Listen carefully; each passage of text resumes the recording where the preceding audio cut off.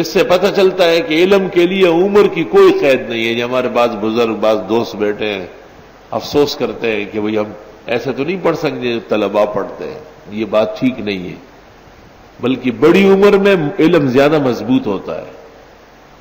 یہ ہمارے ساتھی جو بڑی عمر میں پڑھ چکے ہیں، بہت انگریزی تعلیم پا کے اس کے بعد پڑھا ہے، تو ان کا علم اچھا ہے نا ان لوگوں سے جو تیرے برے کرتے رہتے ہیں. کہتے ہیں نا کہ لوگ بیٹھے ہوئے تھے اور آپس میں باتیں کر رہے تھے، تو باتوں میں یہ کہا گیا کہ التعلم فی الصغر کالنقش علی الحجر، بچپن میں پڑھنا پتھر کی لکیر ہے. یہ کہانی کر خیا. تو احنف ابن قیس جو عاقل زمانہ کہلاتا تھا، احنف ابن قیس عاقل الناس فی عصری، بہت عقل مند تھا، وہ بیٹھا ہوا تھا. فسمع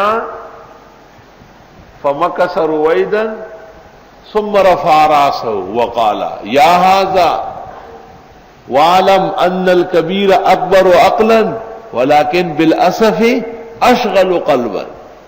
سنو، اس کا مطلب یہ نہیں کہ بچپن میں کسی نے کمال حاصل نہیں کیا تو بس ختم ہو گیا مر گیا ہو. بڑی عمر کا آدمی اس کی عقل بھی بہت زیادہ ہوتی ہے لیکن افسوس کے کام بہت زیادہ ہوتے ہیں.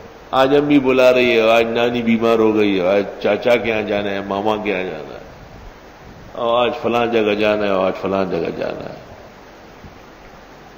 تو اس لیے کام بہت زیادہ ہوتے ہیں اس غریب کے، ٹھہر سکتا نہیں ہے. اور علم کے لیے دلجوئی چاہیے اور بالکل یکسوئی، دل اور سمت دونوں متعین ہو جائے.